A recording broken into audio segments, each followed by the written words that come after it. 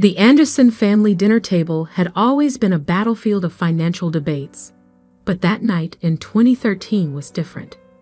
That was the night I told them I was selling my car to buy Bitcoin. "You're doing what?" Michael, my older brother, nearly choked on his wine. As the youngest vice president in Morgan Stanley's history, he considered himself the family's financial expert. "Bitcoin," I repeated, maintaining eye contact. "It's trading at $100 right now. I think it could hit $1,000 by year's end." "Alex, sweetheart," my mother intervened, using her talking to a child voice despite me being 25. "Maybe you should listen to your brother. He knows about these things." Michael leaned back in his chair, swirling his expensive wine with the smug confidence of someone who thought he knew everything about money.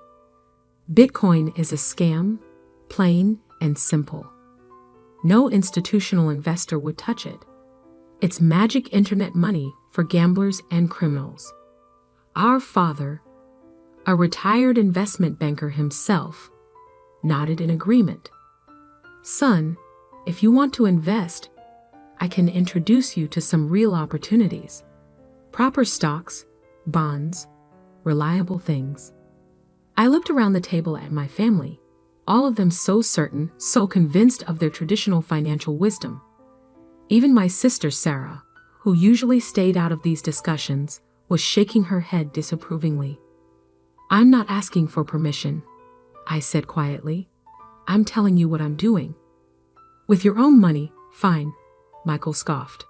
"But don't come crying to us when you lose it all." The next day, I sold my BMW for $45,000 and put every cent into Bitcoin. My family thought I was insane.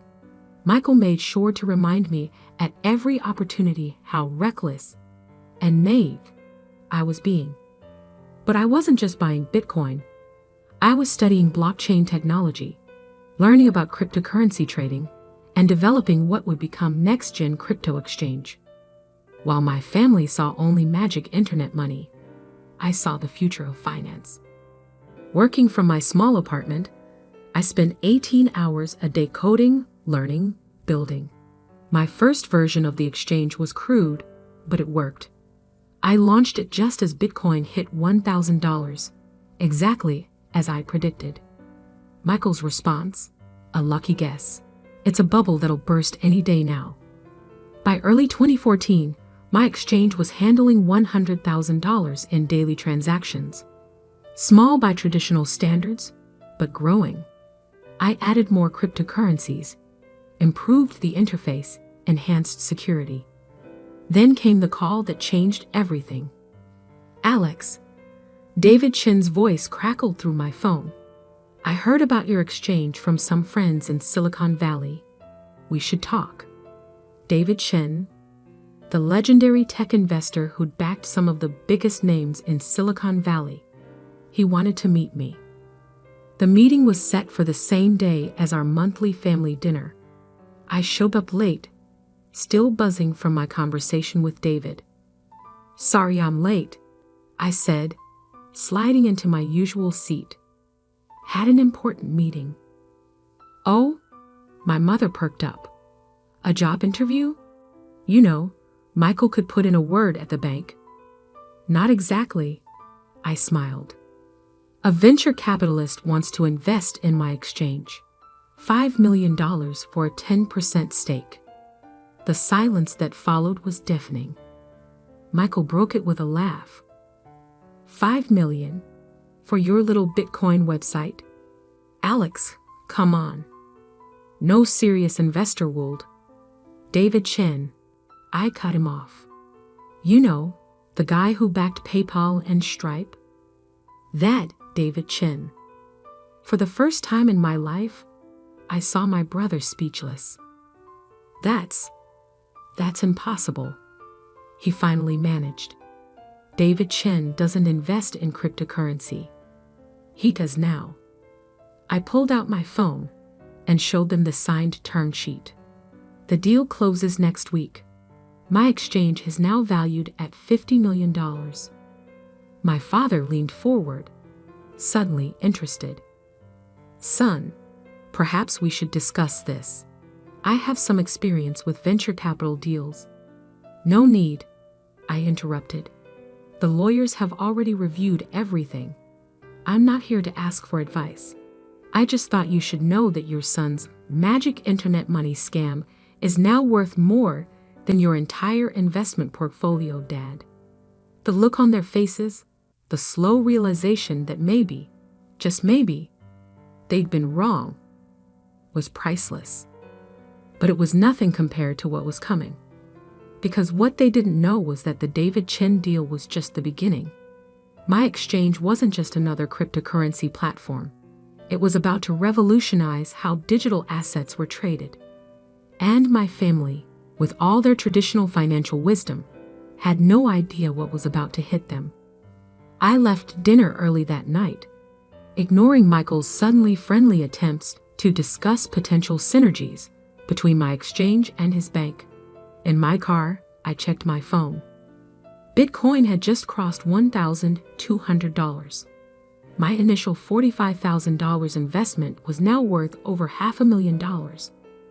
But more importantly, my exchange was processing over $1 million in daily transactions. Back in my apartment, still the same modest place I'd lived in for years, despite my growing wealth, I opened my laptop and stared at the code for our newest feature. Something that would change everything: institutional-grade trading tools for cryptocurrency. Michael and his banking friends thought crypto was just for retail investors and criminals. They were about to learn how wrong they were. My phone buzzed. A message from David. Alex, the board loved your presentation. We're ready to fast-track the expansion. How soon can you launch the institutional platform? I smiled, thinking about Michael's dismissive comments about magic internet money. 3 months, I typed back, just in time for the next family dinner. As I worked through the night, my mind wandered back to all the family dinners where I'd been lectured about real investing. All the times Michael had talked down to me about financial markets. All the times my father had tried to push me toward a proper banking career. They thought they knew everything about money. But they were about to learn that the future of finance wouldn't be found in their mahogany-paneled boardrooms or traditional trading floors. The future was being built in apartments like mine, by people they dismissed as dreamers and fools. And I was just getting started. 3 months passed in a blur of code, meetings, and sleepless nights. NextGen Crypto Exchange wasn't just growing, it was exploding. Our daily trading volume had hit $100 million. And that was before launching the institutional platform. The morning of the next family dinner, I sat in my new office on the 50th floor of a downtown skyscraper, reviewing our latest numbers. Bitcoin had just crossed $5,000, making my initial investment worth over $2 million. But that was pocket change compared to what the exchange was now worth. Mr. Anderson? My assistant Emma poked her head in. Morgan Stanley is on line 3. Again. I smiled, knowing exactly who was calling. Let me guess. My brother? Yes, sir. He's called 4 times this morning. Keep taking messages. I turned back to my screens, watching the trading volume tick up. Michael could wait. He'd been trying to get a meeting for weeks, ever since rumors about our institutional platform started circulating on Wall Street. My phone buzzed with a text from Sarah, my sister. Mom wants to make sure you're coming to dinner tonight. She says it's important. Of course, it was important. The whole family had suddenly become very interested in my little Bitcoin website since the David Chen investment went public. At exactly 7 p.m., I pulled up to my parents' house in my new Tesla Model S. No more old apartment. I'd finally decided to start living like the billionaire I was becoming. Not that my family knew about that part yet. Alex, my mother rushed to greet me at the door. We were just talking about your, what do you call it? Crypto thing. I stepped into the dining room to find not just my immediate family, but several surprise guests. Uncle Peter from Goldman Sachs, Cousin William from JP Morgan, even my father's old partner from his investment banking days. Michael sat at the center of the table, practically bouncing with barely contained excitement. Alex, perfect timing. We were just discussing potential opportunities for collaboration. I took my seat, noting how everyone seemed to be watching me. Were you now? Yes. Uncle Peter leaned forward. Michael tells us your platform is doing quite well. We'd love to hear more about it. I bet they would. What they didn't know was that I just finished a board meeting where we'd reviewed their bank's desperate attempts to get early access to our institutional platform. Actually, I said, pulling out my phone. Why don't I show you? I projected our latest statistics onto the dining room wall using a small portable projector. The numbers spoke for themselves. Daily trading volume, $500 million. Active users, 2 million. Institutional clients waitlist, 400 plus. Platform valuation, $2.8 billion. The room went silent. That's impossible. William stuttered. Those numbers can't be right.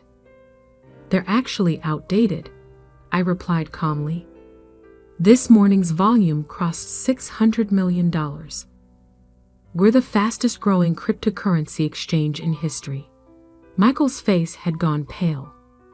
But you never said. You never asked, brother. Too busy telling me how cryptocurrency was a scam, remember? My father cleared his throat. Son, with numbers like these, you must be thinking about taking the company public. I have some contacts at Goldman who cooled. We don't need traditional investment banks, I cut him off. In fact, as of next week, they'll meet us. I pulled up another screen. The preview of our institutional trading platform. NextGen Prime launches Monday. It's going to revolutionize how banks and hedge funds trade digital assets. We've already signed partnerships with 3 of the top 5 financial institutions in the world. Which ones? Uncle Peter demanded. I'm afraid that's confidential, but I'm sure your bank CEOs will tell you soon enough. They've been quite enthusiastic in our meetings. The atmosphere in the room shifted.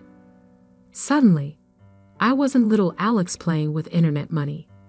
I was Alexander Anderson, the CEO they'd been desperately trying to meet. Now, I continued, I understand several of your institutions have been trying to schedule meetings about potential partnerships. Nods around the table. Those requests go through our institutional sales team, just like everyone else's. No family shortcuts. Michael stood up abruptly. This is ridiculous. We're your family. We have decades of banking experience. You need our expertise. I laughed softly. Need your expertise? Michael, your bank's entire crypto trading desk has less daily volume than what our platform processes in an hour. What exactly could you teach me about this market? But the risks, the regulations, are all being handled by the best teams money can buy. Our compliance department is headed by the former chief of cryptocurrency enforcement at the SEC. Our security team includes top experts from the NSA and Israeli intelligence. And our trading infrastructure. I smiled. Well, let's just say it makes your bank systems look like they're running on Windows 95. My mother, trying to salvage the situation, jumped in. Darling, we're all so proud of your success. We just want to be involved. To help. Like you helped when I started? When I was working 18-hour days building this from scratch. When Michael was telling everyone who would listen that my business was a scam. Silence. I have a meeting with the Central Bank of Singapore tomorrow morning, I said, standing up. They're interested in using our technology to build their national digital currency platform. So if you'll excuse me. Wait, my father called as I reached the door. What? What's the company actually worth now? With all these partnerships and developments.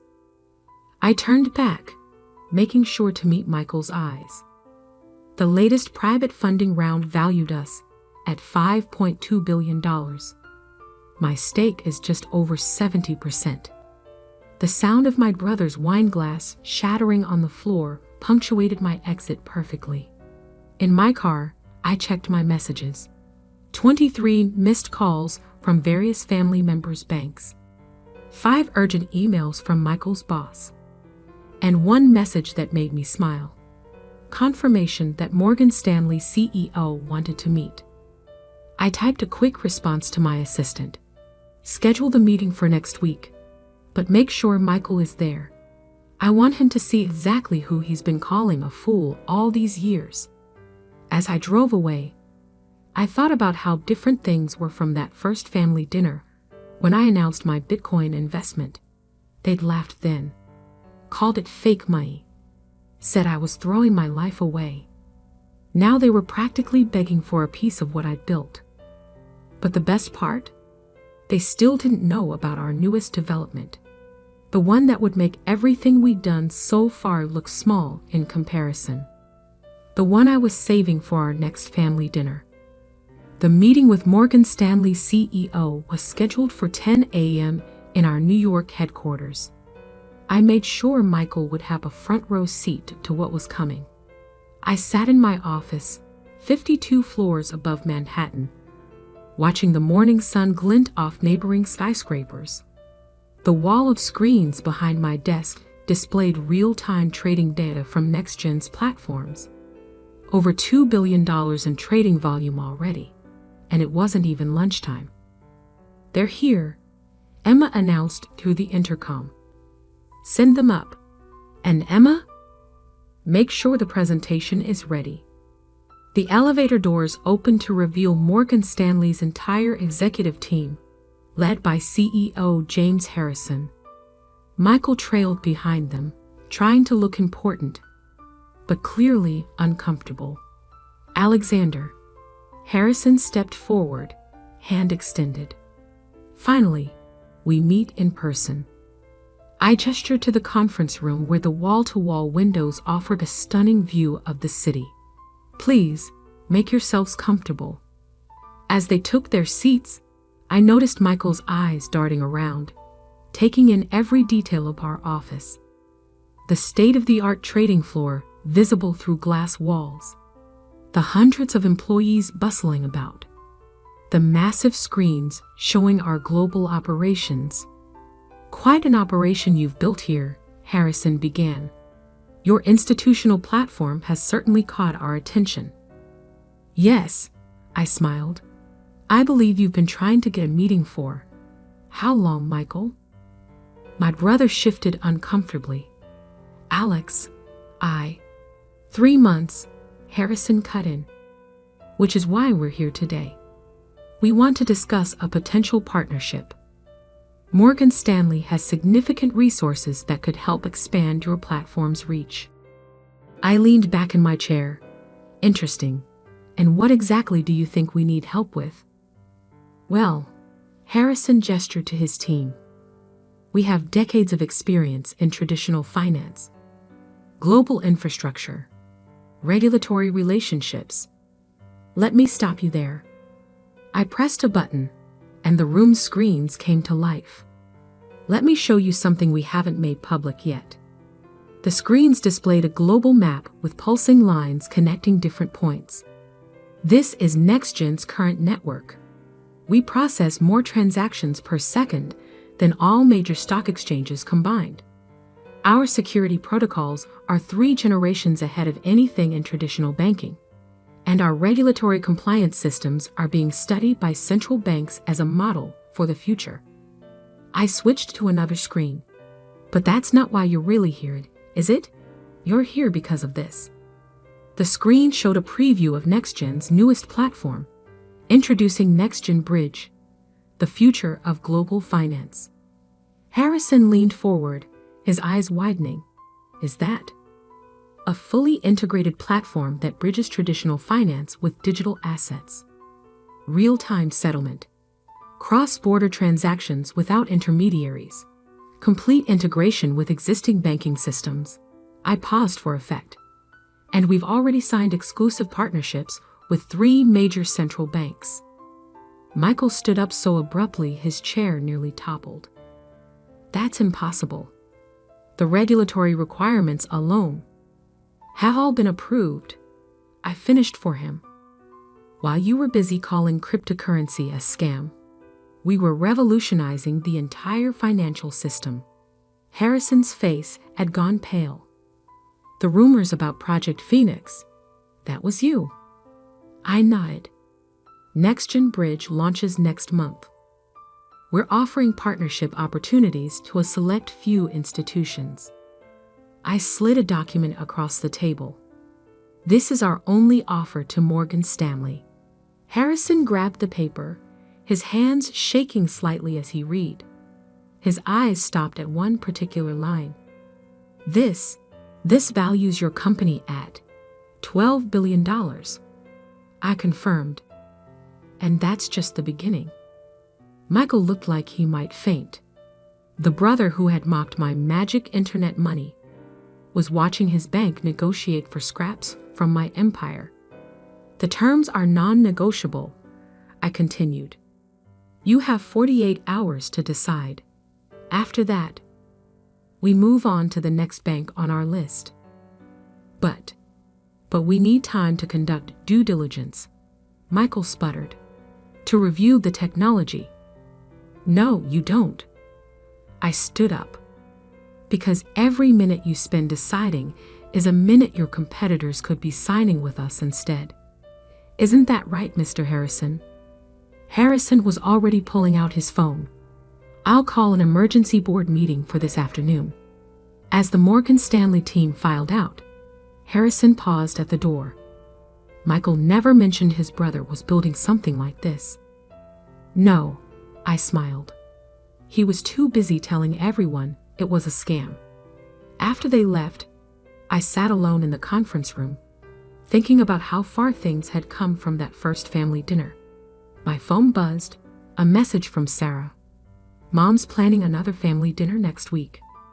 Says it's important we all talk about recent developments. I texted back. Perfect timing. I have something to announce. What my family didn't know, what even Morgan Stanley didn't know, was that NextGen Bridge was just the beginning. The real bombshell would come at that dinner. The week passed in a blur of activity. Morgan Stanley signed our partnership agreement within 24 hours. 6 other major banks followed suit. NextGen's valuation jumped to $15 billion. The night of the family dinner arrived. This time, I had my driver take me in the Rolls-Royce. Might as well embrace it fully. The usual suspects were all there, plus a few new additions. More interested family members who had suddenly remembered my existence. Alex. My mother hugged me tightly. We've been reading all about your company in the news. Why didn't you tell us it was so successful? You never asked, Mom. Too busy worrying about my poor life choices, remember?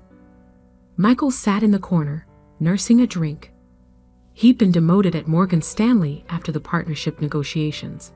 Apparently, failing to recognize a revolutionary financial technology being built by your own brother wasn't great for a banking career. My father stood up, champagne glass in hand. I'd like to propose a toast to my son, Alexander, who has proven us all wrong and built something truly remarkable. Actually, I interrupted. I have an announcement to make first. All eyes turned to me. NextGen isn't just launching a new platform. We're going public next month. I paused, letting that sink in. Initial valuation estimates put us at $30 billion. My stake will be worth approximately $21 billion. The room erupted in chaos. Glasses dropped. People started talking all at once. But more importantly, I continued, raising my voice slightly.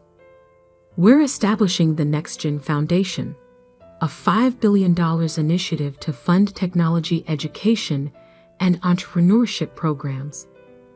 That's wonderful, son, my father managed. Yes, is. And here's the interesting part. It's specifically aimed at funding innovators whose families don't believe in them. People like me, who have to sell their cars to fund their dreams because their own flesh and blood won't even listen.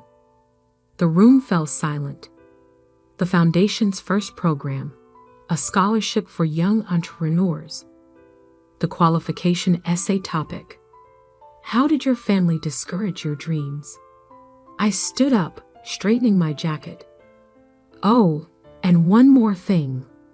We're launching a financial literacy program teaching people about cryptocurrency and digital assets. I'm naming it after you, Michael. So everyone will remember how the great investment banker couldn't see the future of finance when it was sitting right across his dinner table. Alex, my mother started, surely you understand we were just worried about you. No, Mom. You weren't worried. You were judgmental. Controlling, convinced that your way was the only way. I looked around the table. All of you were, and now you're all trying to get a piece of what I built despite you. I walked to the door, then turned back. The NextGen IPO is going to be the biggest in history, and none of you will get a single pre-sale share. Instead, I'm allocating those to young entrepreneurs who, like me, have families that don't believe in them. But we're family, Michael protested weakly. No, I replied. You're just people who share my DNA. Family supports each other. Family believes in each other. Family doesn't mock dreams or call innovation scams. I pulled out my phone and showed them one final screen. NextGen's new headquarters under construction. A 100-story tower that would dominate the city skyline. See that? I pointed to the location. It's being built right across from Morgan Stanley. Every morning, Michael, you'll look out your office window, assuming you still have an office, and see my name on the tallest building in this city. As I left, I heard the chaos erupting behind me, but I didn't look back. In my car, I opened my laptop to check the latest trading volume. $5 billion and counting. My phone buzzed one last time. A message from Sarah. They deserved that. And for what it's worth, I always believed in you. I smiled. Maybe one family member got it right. The next morning, I stood in my office, watching the sun rise over the city. The headlines were already rolling in about NextGen's IPO announcement. The financial world was in a frenzy. Emma came in with my morning coffee. Your brother's been calling again. Let me guess. He wants to discuss pre-IPO shares. Actually, she smirked, he wants to know if we're hiring. Apparently, Morgan Stanley is downsizing their traditional trading desk. I laughed. Tell him to apply online, like everyone else. As I looked out at the city, I thought about that first Bitcoin purchase. The car I sold. The dreams they mocked. The future they couldn't see. Sometimes success isn't just about proving others wrong. It's about proving yourself right. And sometimes the sweetest revenge isn't in the billions you make. It's in watching those who doubted you realize just how wrong they were. My phone buzzed again. Bitcoin had just hit a new all-time high. I smiled. The future of finance was here. and I owned it.